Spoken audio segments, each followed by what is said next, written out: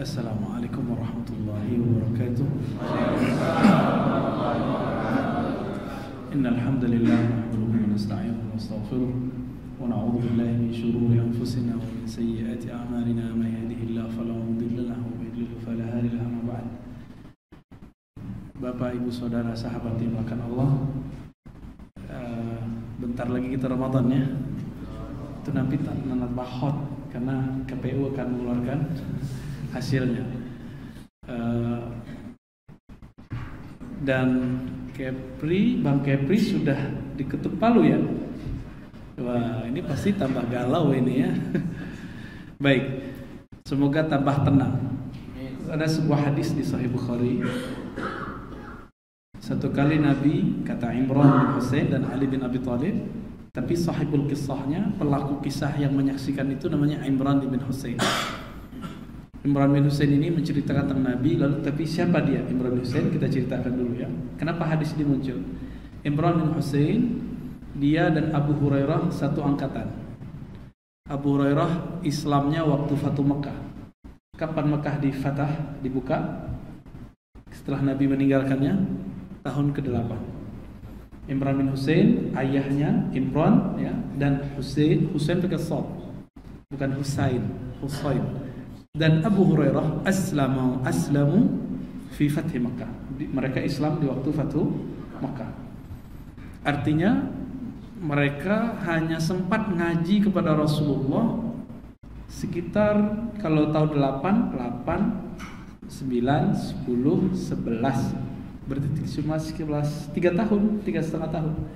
Tapi 3,5 tahun itu sama kayak S1 ya. Cuma kalau S1, kita dulu S1 kuliah, apakah full tiap hari? Enggak. Kalau Abu Hurairah nginep di masjid, jadi santri. Dulu santri itu disebut dengan Ahlus Suffah. Nah, Imran, Abu Hurairah ini satu generasi. Ahlus Suffah.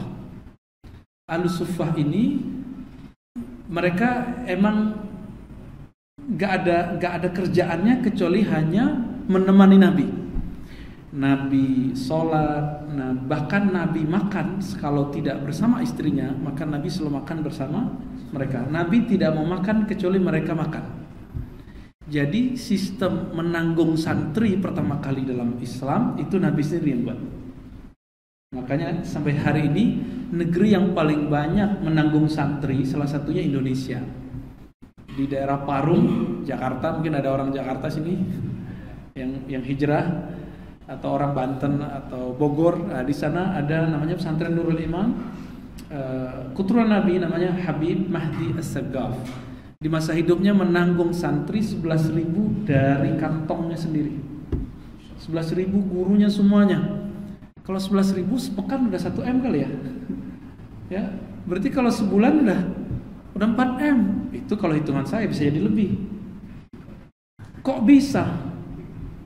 Habib kerja ngapain? Kerjanya cuma ngabdi ke umat. Tapi ternyata dia punya kekuatan rohani yang membuat tarikan semua orang-orang yang cinta kepada Allah cinta kepadanya.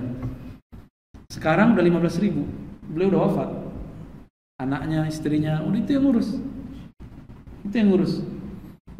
Dan itu terbanyak hari ini. Belum ada di dunia sebanyak itu. Ya, mungkin di Mesir juga ada, tapi nggak sebanyak itu, Ustaz ya. Di Yaman ada nggak sebanyak itu? Ini terbesar ini. Cuma Indonesia ini kan senangnya bukan nama ustadz-ustadz yang begini, senangnya sama ustadz-ustadz yang show up. Nggak senang sama ulama langit, senangnya sama ulama bumi. Ya, oke. Imran bin Husain, Abu Hurairah, itu santri Nabi yang ditanggung makan oleh Nabi. Betapa berkahnya mereka ditanggung oleh Nabi SAW. Saya nggak lama ngaji sama orang Arab, seperti yang dikatakan Ustaz Al-Nof ya. Saya ngaji itu sama orang Arab 2006, jadi itu semester pendek. 2007 semester pendek karena lolos. Jadi kayak ada ngajinya, ada semester pendek, ada ujiannya. Masuk itu ada ujian masuknya. Tapi kemudian ketika mau sudah ternyata terjadi masalah di Timur Tengah karena Yunani, ada masalah ekonominya 2008. Jadi kita nggak, seharusnya daurahnya di sana, di Suriah. Dan setelah itu Suriah konflik ya. Namun apa yang saya rasakan? Saya membandingkan diri saya dengan Abu Hurairah. kalau saya cuma ngaji beberapa waktu kepada ulama yang keturunan Nabi dan berguru dan punya silsilah kepada Nabi keilmuannya, efeknya saya baca buku setahun sama kayak ngaji sebulan itu. Rasanya Pak sama. Kita galau setiap hari itu galau, ini yang benar yang mana sih? Yang sahih yang mana? Ahlul haq itu yang mana? Yang ahlus sunnah yang mana? Sampai pusing kepala itu mau pecah rasanya. Tapi sama ahlinya gampang sekali. Keseleo, terkilir di otak ya. Ada salah jalan pikiran itu dilurusinnya gampang sekali. Cuma dalam bertemu sebentar, dialog sebentar. Kalau ama keturunan Nabi, ama ulama pewaris para Nabi begitu, kira-kira kalau Abu Hurairah full 3,5 tahun hasilnya gimana? Hasilnya gimana Pak? Saya ini kurang serius ngaji ini. Gimana Abu Hurairah? Ketika Abu Hurairah dan Imran bin Husain banyak menyampaikan hadis, tapi Abu Hurairah lebih banyak lagi. Imran bin Husain ada kesibukan. Sama, orang berdua ini dulu nggak punya apa-apa. Di zaman Umar jadi apa-apa. Satu jadi gubernur Bahrain, Abu Hurairah. Satu jadi gubernur Basrah. Tuh canggih kan? Dulu nggak punya apa-apa. Hidup betul-betul apa yang ada itu yang dimakan. Nggak ada 3 hari nggak makan 3 hari. Kenapa? Di musim Nabi, di masa Nabi SAW banyak perperangan. Kalau kita faham bagaimana kos dari perperangan, itu bikin orang melarat berhari-hari. Nabi itu orang kaya Pak, istrinya berapa? 13. Dicerai 2 masa hidupnya tanpa ada kontak fisik dan batin. Sisa 11. Waktu beliau wafat istrinya 9. Satu istri di hadis disebutkan beliau ada rumahnya, ada pembantunya, budak itu dibeli Pak, mahal. Terus ada kendaraan. Kira-kira nih Ustadz Al-Nof, ya Ustadz Hanof deh, ntar marah lagi istrinya ya. Ustadz Hanafi. Ustadz Hanafi punya istri 4. Satu istri diaminkan dong. Nanti istrinya marah ke saya, itu di alam lain aja nanti ya. Satu istri, biasanya mohon maaf nih, istrinya yang kalau lagi banyak belanja habis berapa bulan puasa? Ada 10 juta? Ada 5 juta? Kalau bulan-bulan biasa mungkin 5 juta lah ya. Tapi kalau bulan kayak bulan puasa ini banyak keluarnya Pak. Ya mau hari raya kan? Hari raya ya. Hari rayo kata orang. Orang sini ngomongnya bahasa Minang ya. Di angkot-angkot ngomong bahasa Minang saya dengar ya. Ya, saya orang Minang Pak. Saya orang Payakumbuh tapi tak gadai di Jawa. Ya. Ngomong bahasa perbankan mempergadai ya. Itu sahabat Nabi Abu Hurairah dan Imran ngaji terus. Kalau kita kuliah dulu cuma 3 hari sepekan, ini ngajinya 4-5 kali minimal ketemu Nabi setiap hari. Nabi ku nggak pernah absen Pak sholat. Kalau Ustadz di sini, ya paling Ustadz yang sudah sadar rahasia sholat jamaah. Maka kalau cari Ustadz yang sholat jamaah Pak. Maka cari Ustadz tuh gampang. Di mana nyarinya? Di masjid. Itu baru Ustadz pewaris para Nabi Sallallahu Alaihi Wasallam. Kalau subuhnya susah, sesekali sih nggak apa-apa. Ustadz kalau ceramah mungkin paling maghrib, isya gitu, subuh gitu ya. Oke, di jam-jam itu bolehlah dia nggak ada. Tapi masa di zuhur nggak ada, masa asar nggak ada, ya? Nah, ini aneh.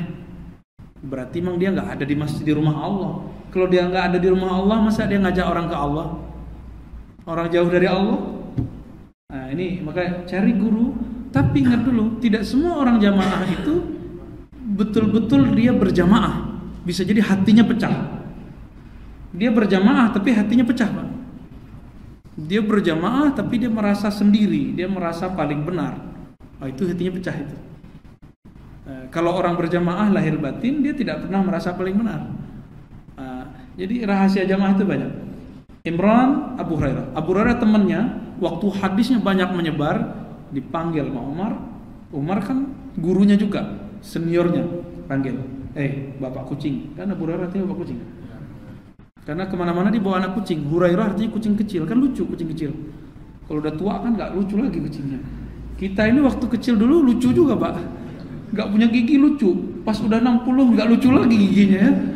Kalau ketawa tuh jangan gede-gede kalau ketawa kalau sudah umur gitu ya. Abu Hurairah diadili, ente kok hadisnya banyak? Saya bersama Nabi lebih dulu daripada ente. Apa jawaban Abu Hurairah? Betul, Amirul Mukminin Umar. Saya ini ketika ente sibuk berdagang, saya sama Nabi. Ada orang Ansar tunjuk, ketika ente sibuk di mazari, di kebun-kebun, aku sibuk bersama Nabi. Ashhadu ma la tashhadun. Aku menyaksikan apa yang kamu tidak saksikan. Wa asma' ma la tasma'un. Aku mendengar yang tidak kamu dengar. Terdiam Umar, terdiam sahabat-sahabat Umar. Semuanya terdiam. Semenjak saat itulah Abu Hurairah bebas menyebarkan hadis. Berapa jumlah hadis Abu Hurairah? 5.000. Paling kurang. Maka sosok Abu Hurairah dan Imran bin Husain ini mau dihabisi sama orang pembenci sahabat. Kelompok Syiah dan Mu'tazilah.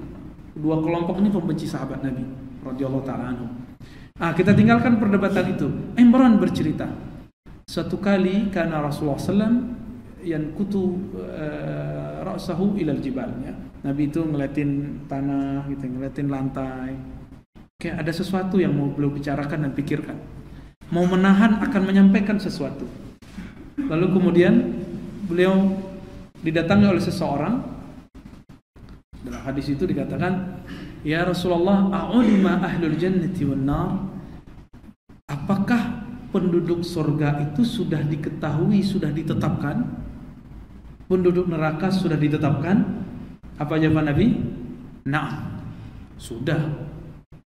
Ini sahabat kritis ini. Apa kata dia? Fafimal amal. Lalu untuk apa kita beramal?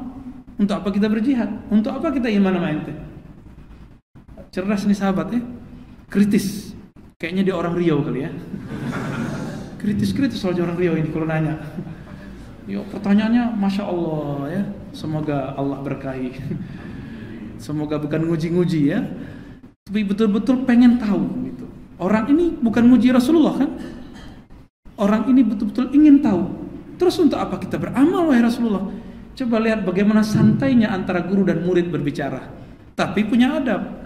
Santai tapi beradab. Santai gak tuh? Tanya, dijawab lagi, ditanya lagi. Begitu terus.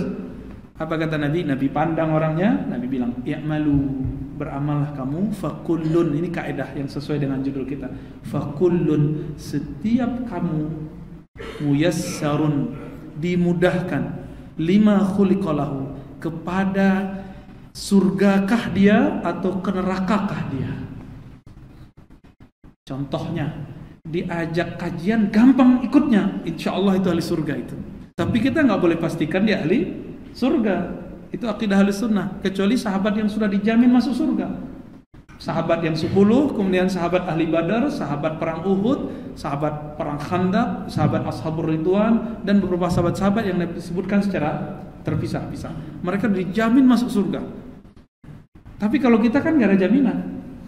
Karena kita nggak punya jaminan, kita mesti punya hubungan rohani lewat keilmuan dari guru-guru kita yang bersambung kepada mereka, supaya nanti mereka bilang, aku punya murid, mana muridku? Aku nggak mau masuk surga sampai aku ketemu muridku. Ntar muridnya ngomong gitu, aku nunggu muridku lagi nyebrang Shiratal Mustaqim. Tunggu dulu. Begitulah mereka berpegangan terus sampai sejauh mata memandang, baru mereka masuk surga. Sehingga yang tadinya mau jatuh-jatuh diangkat dari Shiratal Mustaqim. Ada yang sudah robek-robek kakinya, ada yang sudah kalalib ya. Kalalib itu kayak putri malu, yang gede-gede itu. Kalau kita yang suka hiking naik gunung, kan ada yang gede-gede ya. Kalau kena muka bisa zut, kena tangan bisa panjang. Tapi di sana kalalib itu diartikan duri raksasa. Kalau kita belum sampai, mereka tunggu. Ini yang disebut syafa'atus salihin. Dan Nabi mengatakan ada 3 syafaat. Syafaat malaikat, Nabi, dan orang soleh. Maka jangan tanggung-tanggung kalau berteman sama orang soleh. Jangan tanggung-tanggung Pak. Berteman dengan orang soleh itu betul-betul kita mau mencari mereka, tidak menunggu. Dan jangan merasa soleh. Nanti kalau kita merasa soleh, kita pengen orang cari kita. Kita yang cari orang. Ya. Lalu apa kata Nabi? I'malu, apa tadi? Beramallah kamu. Berarti inilah bagian kita. Jadi urusan kita bukan ngurusin nama kita ada di surga atau di neraka. Pertanyaannya gini, Allah sudah tahu belum kita masuk surga atau masuk neraka? Sebelum surga neraka ada. Nah, kalau belum tahu itu bukan Allah namanya. Kuliah dulu berarti Allahnya ya. Berarti bukan Allah. Allah itu tahu tanpa perlu belajar. Allah itu tahu tanpa perlu terjadi. Itu akidah Ahlus Sunnah yang Nabi ajarkan. Kalau kita tahu karena dikasih tahu. Sebelumnya belum tahu kan cerita Abu Hurairah dan Imran bin Husain? Saya ceritakan baru tahu. Itu ilmu makhluk. Terjadi dulu, diceritakan dulu, baru tahu. Tapi cerita tentang ilmu Allah, Allah tahu tanpa kalimat tahu itu. Bahkan sebelum kalimat tahu itu ada, Allah sudah tahu. Ya, sebelum tahu itu ada, Allah sudah tahu. Kita ada urusan nggak sama itu? Nggak ada urusan. Urusan kita apa kata Nabi? I'malu, kamu beramal saja. Saat ini bapak saudara makan Allah minum, sadar nggak minum? Ini yang ditanggungjawabkan. Tapi orang tidur minum nggak sadar, itu tanggung jawab nggak nanti? Ya. Kita ini ada air khamar, tapi saya nggak tahu kalau ini khamar tua atau whisky atau apalah namanya, kita nggak tahu nama-nama itu ya. Kata orang whisky kita bilang whisky, kata orang bilang vodka kita bilang vodka, kita kira kopi, ternyata ya kita nggak tahu. Lalu kita minum, kena nggak? Enggak. Nah, jadi dihukumi bukan pada aktivitasnya, tapi pada kesadarannya. I'malu itu artinya kamu beramallah dengan sadar. Beramallah dengan sadar. Nabi Khidir, kita nyebutnya Khidir ya, aslinya Khadir. Nabi Khidir itu bunuh anak kecil. Itu kesadaran dia atau kesadaran Allah? Kesadaran Nabi Khidir mana tahu apa takdir anak ini. Tapi kalau kesadaran Allah, ilmu Allah, anak ini kalau gede pasti membuat orang tuanya sesat. Maka diizinkan Allah untuk membunuhnya.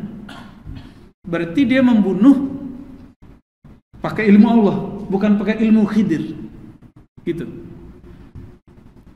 Ketika ada perahu-perahu berjejeran, dibolobangi kecil-kecil satu-satu. Akhirnya ketika orang naik, ya karam semua. Apa yang terjadi? Orang marah kepada Nabi Khidir. Musa marah. Apa-apaan ente ini? Udah habis bunuh orang, terus jebolin perahu orang. Tapi ada kontrak belajar kan? Cuma 3 kali ngingkar, tidak boleh dikasih ilmu lagi. Ingkar 3 kali. Ini berikut. Nah, pendek cerita, apa jawaban Nabi Khidir? Wa ma fa'altuhu min amri atau an amri Ustaz? Min amri ya. Tidaklah aku melakukan itu min amri, dari perintah ilmuku, kesadaranku, tapi ada titah wahyu. Namun adabnya orang beriman kalau melakukan sesuatu yang dipandang orang tidak baik, tidak boleh ngomong ini Allah yang buat loh gitu. Gak boleh. Walaupun dia tahu itu kekuatan Allah. Ini namanya adab. Coba cek. Kita kalau pernah baca doa ini gak? Kalau beli baju baru, mobil baru, motor baru, bukan II baru ya. Bukan itu yang baru. Tapi doanya sama kok. Apa doanya? Jadi pegang bagian paling atasnya, kepalanya atau setirnya kita pegang.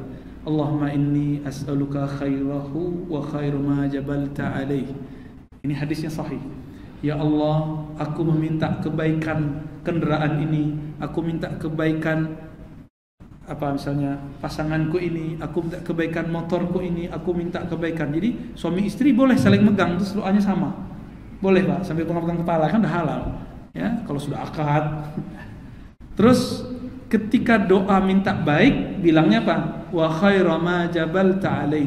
Dan semua kebaikan yang engkau tempelkan ke benda ini atau pasanganku ini.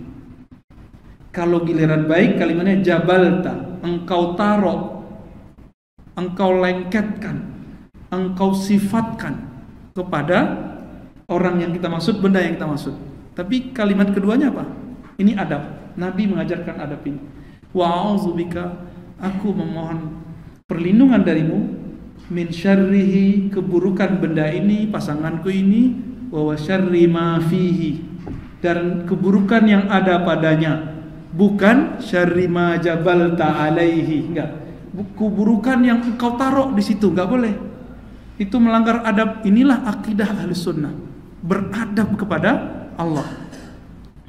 Giliran senang kita katakan ini dari Allah.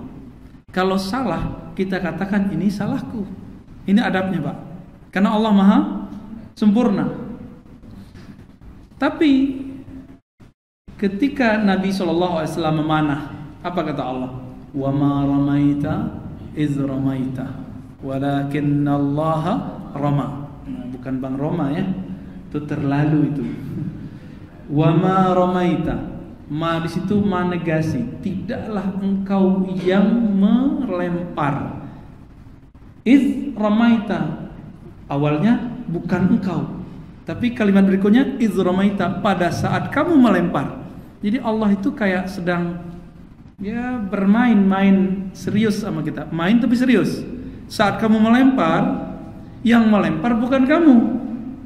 Iz ramaita, di saat kamu melempar. Tuh, kita disebut melempar, ya, tapi bukan kita yang melempar. Gimana caranya memahaminya? Saat kita makan, kenyang dari nasi atau dari Allah? Ya. Saat Bapak Ibu ini bekerja, itu yang ngasih rezeki bos bank ini, kantor ini, atau Allah? Nah, kalau yang ngasih Allah takut dipecat nggak? Serius, besok dipecat nangis lagi ya. Ini mau ganti syariah aja takut. Tadi kita baca hadis apa? Kullun muyassarun lima khuliqalahu. Setiap orang dimudahkan. Kalau ahli surga dimudahkan masuk surga. Kalau ahli neraka dimudahkan masuk neraka. Kalau diajak untuk salah itu gampang. Nah, itu ahli neraka itu. Diajak untuk yang subhat itu gampang, itu ahli neraka itu, Pak. Tapi kalau diajak untuk yang buruk-buruk susah, diajak yang baik-baik mudah, insya Allah ahli surga. Bank syariah baik nggak sih? Baik, sepakat? Baik nggak? Kalau baik diajak orang baik mau nggak? Saya ini demi Allah saya tidak mengharamkan bank konvensional karena saya tahu fatwa-fatwanya dan cara kerja fatwanya. Tapi saya penganjur bank syariah. Saya penganjur bank syariah dan punya beberapa tabungan di bank syariah, walaupun sudah habis-habis juga ya. Karena kita pakai terus. Pakai terus. Tapi apa kata orang terdekat saya? Berkah katanya. Kenapa berkah? Kebetulan dia orang syariah, saya orang usuluddin.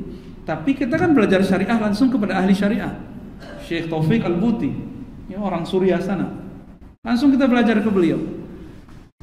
Berkah itu apa? Berkah itu tidak hanya banyak, tapi berkah itu bermanfaat.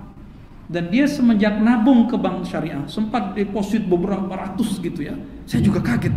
Ini istriku bisa dapat duit dari mana ini? Ya. Di rumah aja, Pak. Ternyata dia nabung. Saya kalau ada penghasilan dari kampus, dari kerjaan segala macam, itu semuanya lewatnya ke Menteri Dalam Negeri itu dan Menteri Keuangan. Rangkap dia sudah. Kita percaya, saya punya kepercayaan dan ingin mempercayakan pasangan kita, biar dia terlibat dengan hidup kita. Bukan hanya kita yang mikirin, Pak. Nanti kita masalah sok berjasa kepada pasangan. Kenapa beberapa orang merasa sangat berjasa ke pasangannya? Karena dia ngatur semua, urus semua. Nah, kita kasih percaya. Hasilnya ada, terus begitu. Apa kata dia? Karena tasarrufnya, bank syariah itu pengelolaannya udah pasti halal. Kalau bank konvensional ada halalnya, ada yang syubhatnya, nggak disebut haram, disebut syubhat. Syubhat itu remang-remang, Pak. Investasi, walaupun angkanya nggak besar, kan kecil itu yang misalnya investasi miras kan nggak gede. Kan sekarang lagi rame infrastruktur ya, infrastruktur macam-macam. Itu udah pasti halal, mau konven atau ini. Saya punya mahasiswa S3 di IGI, Ilmu Al-Quran, aktivis bank syariah. Saya tanya baik-baik, menurut kamu bank konvensional itu haram semua enggak? Enggak, ada yang halal di situ.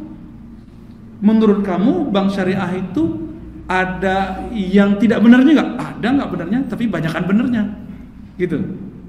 Namanya ini produk manusia, pasti ada kekurangannya. Ini saya cerita Pak, sebelum kita menuntaskan hadis itu, karena kebetulan di bank ya, kebetulan ini, kebenaran sebenarnya ya. Tahun 83, Mesir mengeluarkan, Darul Ifta'nya mengeluarkan fatwa bank itu haram semua. Karena konsepnya semua yang bertambah haram. Tapi, coba lihat jaraknya. 83, 2003, berapa lama? 20 tahun mengeluarkan fatwa bahwa bank itu halal, mau konven ataupun syariah. Ini kan jadi rame Pak, rame di Mesir. Waktu itu Ustadz Hanafi masih di sana. Oh, belum ke sana ya? 2003? Belum, 2004 ya? Oh berarti kita seumuran ya. Betul. 2003 MUI Indonesia tidak mau ikut fatwa Mesir, buat fatwa sendiri. Canggihnya MUI kita ya. Nggak ada urusan sama cawapres ya, nggak ada urusan. Jauh-jauh waktu itu kan dia nggak ada pikiran juga jadi cawapres, nggak ada urusan. Sekarang kita ngomong no pemilu ya, kita ngomong tahun 2003 MUI sudah mengkaji sedalam mungkin, lalu menghasilkan fatwa bahwa kita mengharamkan bank konven. Tapi tidak diem. Apa kesalahan Darul Ifta tahun 83? Mengharamkan bank tapi tidak bank syariah. MUI kita walaupun telat, 2003 haramkan, 2004 jadi DSN, jadi bank syariah. Maka Indonesia termasuk negara yang paling bagus otoritas bank syariahnya secara keilmuan. Saya bukan ahli syariah Pak, tapi karena kita punya intisab, punya keguruan ke orang syariah, saya berani ngomong di bab itu. Tapi kalau udah bab-bab yang rigid di bank itu Bapak Ibu yang lebih tahu ya. Saya harus kuliah dulu 4 tahun biar dapat sarjana ekonomi ya. Ya ternyata 70% ilmu di kampus nggak kepake, ngitung-ngitung lagi ya. Ya itu mah anak SMA, anak jurusan keguruan juga bisa ya. Ada yang kita coba lihat. Akhir sekarang muncullah bank. Dulu baru muamalat, sekarang muamalat kan lagi down. Ya, itu karena kesalahan tasarruf pengelolaannya, maka bikin nggak berkah, Pak. Ya. Terus ada bank, semua bank-bank negara BUMN jadi ya demam semua. Bank BSM ya, sekarang paling gede BSM ya. BSM apalagi? BNI Syariah, terus sudah ada syariah. Jangankan itu, bank punya Cina aja BCA syariah Pak. Ya, itu ajib. Tapi saya dulu pernah jadi trainer dakwah di Dompet Duafa Pusat untuk dai sebelum berangkat ke luar negeri.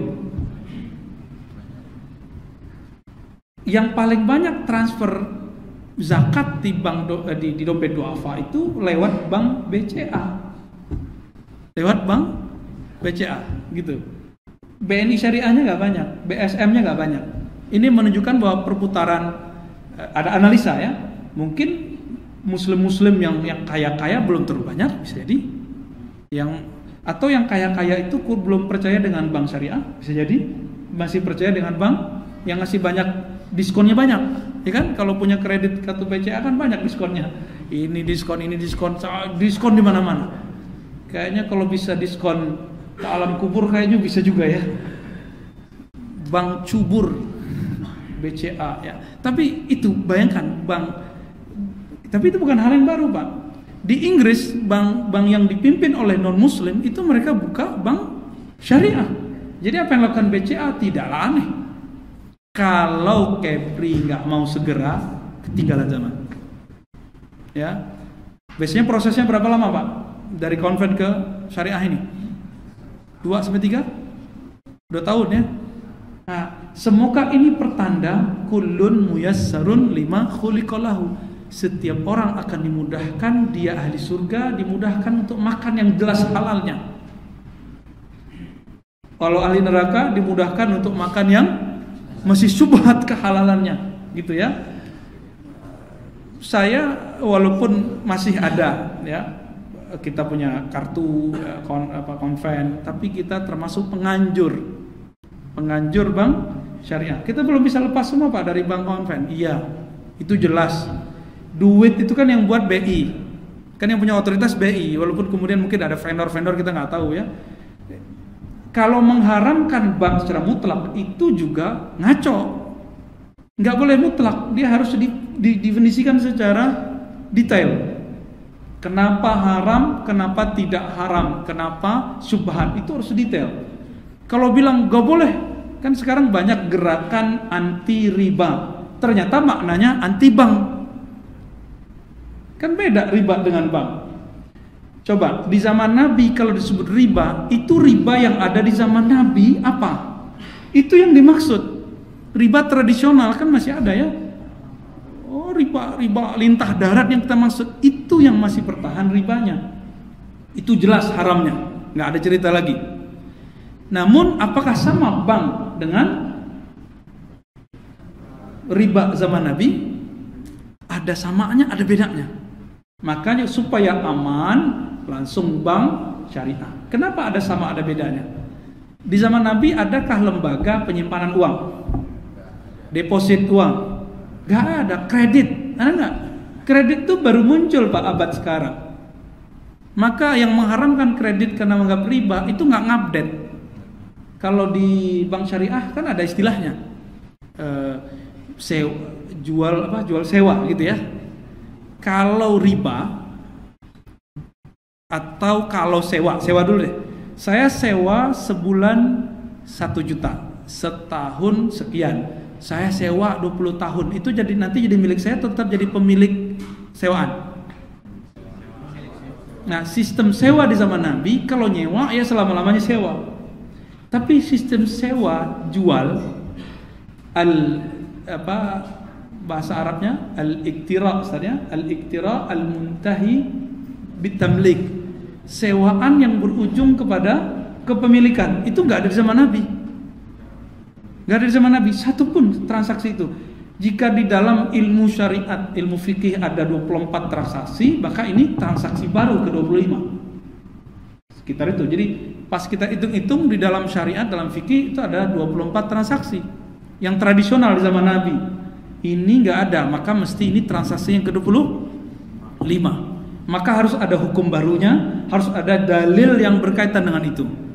Bukan hukum sewa, bukan hukum beli. Maka digabung namanya. Transaksinya mirip sewa, tapi nanti kalau selesai jadi milik kita. Ada nggak di zaman Nabi begitu? Nggak ada ya.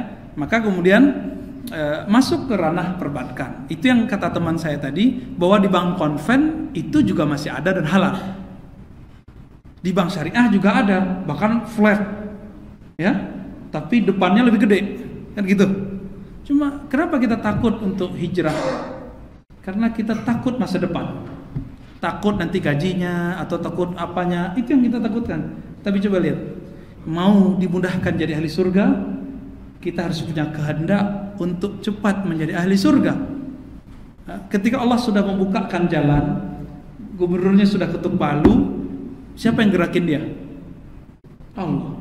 Maka di ujung hadis itu Nabi membacakan ayat, fa amma man a'ta wa saddaqa bil husna fasanuyassiruhu lil yusra fa usra. Usra fa yusra. Coba lihat ayatnya biar gampang. Depannya baik apa buruk nih? Fa amma man a'ta, memberi, wa saddaqa bil husna, dan membenarkan, saddaqa, membenarkan bil husna, dengan husna, kebaikan. Maksudnya bersedekah ya, bisa jadi begitu tafsirnya. Terus fa, maka akan kami mudahkan, lil yusra fa usra. Kalau pakai ya itu mudah, kalau pakai ain itu susah. Yusra. Yusra di situ artinya surga. Sedangkan yang setelahnya orang yang pelit, orang yang tidak percaya, lil usra. Allah mudahkan dia melakukan buruk-buruk. Giliran ngajak dugem itu gampang. Jalan-jalan yang melupakan kepada Allah susah, mudah. Tapi giliran diajak traveling, ziarah ke kumpul-kumpul bersama orang-orang soleh susah. Nah ini ciri-ciri dekatnya kemana? Ke api apa ke surga? Jadi saya mengaitkan hadis ini dengan kesadaran kita untuk memilih jalan. Jadi Allah sudah kasih kita jalan. Ini kesadaran itu yang kita pertanggungjawabkan, Pak. Adapun ketentuannya sudah ada dalam ilmu Allah. Ya. Sekarang yang ngomong saya Pak Allah. Sekarang loh saya ngomong. Saya kalau saya salah saya nggak boleh nisbatkan ke Allah loh. Saya sadar saya bicara, maka ini yang akan saya tanggung jawabkan, Pak. Jadi ada orang korupsi, mantan santri. Biasanya santri kan nggak pernah mantan. Ini mantan santri. Pas ditanya, kenapa kamu begini? Jawaban dia apa? Allah menggerakkanku. Ya, giliran apes ketangkep Allah deh. Ya. Dulu adakah orang begitu? Ada. Ini bagian akhir yang mau saya cerita. Nah, siapkan kalau ada mau nanya ya. Dulu ada di zaman Hasan Al-Basri, itu murid sahabat Nabi. Murid sahabat Nabi Ali, kemudian Anas dan sahabat lain. Namanya siapa? Jaham bin Safwan. Siapa? Jaham bin Safwan, pengikutnya disebut Jahmiyah. Jaham ini mengatakan hamba tidak ada usaha. Semua perbuatan hamba adalah perbuatan Allah. Jadi kalau yang maksiat ya Allah berkehendak dia maksiat, ya sudah, enak sekali kan? Ya. Tapi jangan salah Pak, orang begini itu berbahaya. Ternyata dia menjadi panglima pemberontak di zaman itu dan mati di medan perang. Jadi ternyata orang-orang yang pasif-pasif secara akidah, dia aktif secara politik. Mau berontak deh. Ini Jaham bin Safwan. Terima takdir, tapi di luar enggak. Kalau dia terima takdirnya, dia mau enggak berontak? Berarti dia enggak konsisten. Ini Jaham bin Safwan. Maka aliran Jaham ini disebut Jabariyah, aliran fatalis yang menolak sisi hamba, semuanya Allah. Jadi baik buruk, betul kan? Awalnya kan baik buruk dari Allah, benar kan? Tapi dia melibas semua. Saya berbaik, Allah yang baik. Saya berburuk, Allah yang akhirnya dia menisbatkan, mengaitkan keburukan kepada Allah. Kita jangan seperti Jaham-Jaham baru. Ya, jadilah Hasan Al-Basri yang baru. Ya. Oke, Bapak, Saudara, Ibu semua, kira-kira itu konsep ringan mengenai takdir itu nggak usah diribet-ribetkan ya. Usaha hamba itu sederhana. Kira-kira seperti tadi, orang yang dekat ke surga, orang ahli surga akan dimudahkan amal surganya. Nah, itulah kira-kira tatbik aplikasinya dalam keseharian kita. Sallallahu alaihi wasallam. Syukran. Bapak Ibu sekalian, ada waktu kita untuk berdiskusi. Ada yang ditulis tadi enggak? Tidak ada yang ditulis. Mungkin langsung saja jika ingin mendiskusikan baik terkait masalah yang tadi disinggung oleh Ustaz ataupun permasalahan yang lain, kami persilahkan.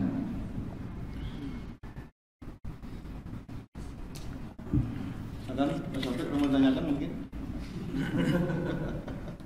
Sudah ya? Cukup.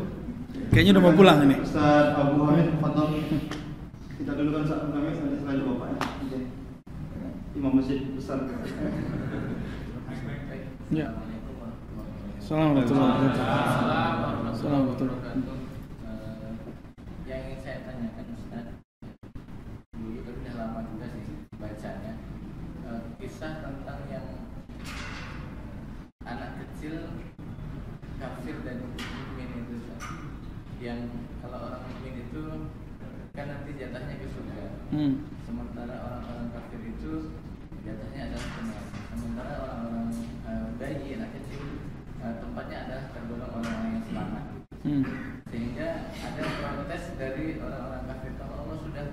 tahu bahwa saya ini tempatnya ini, kenapa saya tidak di Muslim ketika kecil itu?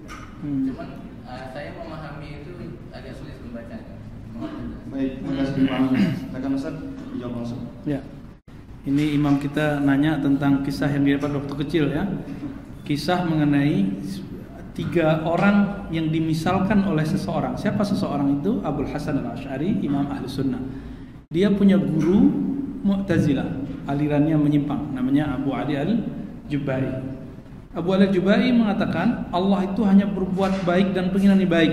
Konsepnya benar awalnya, tapi penerapannya nggak salah. Terus Imam Asy'ari ini memberikan satu pertanyaan. Wahai Tuan Guru, kebetulan itu bapak tirinya, bagaimana jawaban Allah nanti jika ada 3 orang? 1 orang kafir, 1 orang mukmin, 1 lagi anak kecil. Orang kafir ini masuk neraka atau masuk surga? Masuk neraka. Orang mukmin ini masuk surga. Nyampe di anak kecil, ya nanti dia bertanya, ya ini anak kecil masuk surga apa neraka? Masuk surga dong, kata Abu Ali Al-Jubai, karena dia belum dosa. Oke. Nanti kalau dia masuk surga, surganya surga tinggi atau surga rendah? Ya kan dia belum beramal, maka surganya surga rendah. Kalau begitu kata Asy'ari, jika dia protes bagaimana? Dia protes, kenapa saya tidak di surga tertinggi ya Allah? Kan betul saya belum taat, tapi saya juga belum maksiat kok. Gitu. Apa jawaban Abu Ali Al-Jubai, Imam Mu'tazilah? Ya iya, karena kalau umur ente panjang, ente pasti jadi kafir, nanti masuk neraka. Maka kita matiin duluan. Begitu andai-andaiannya Abu Ali Al-Jubai Al-Mu'tazili. Begitu, paham sampai situ? Saat Allah menjawab begitu, pengandaian-pengandaian dari Abu Ali Al-Jubai, maka bertanyalah orang kafir. Kata Asy'ari, kalau begitu nanti orang kafir akan bertanya, wahai Tuan Guru. Apa pertanyaan dia? Ya Allah, kalau engkau tahu saya hidupnya panjang, mati kafir, kok nggak dimatiin seperti bocah kecil itu? Bisa jawab nggak Asy'ari? Nggak bisa jawab. Maka Abu Ali Al-Jubai ya, nggak bisa jawab. Maka ini yang membuat Imam Asy'ari mulai meragukan kebenaran akidah gurunya. Maka dia kembali lagi ke ajaran sunnah setelah beberapa waktu, ajaran akidah Ahlussunnah. Ya, jadi ini kisahnya seperti itu.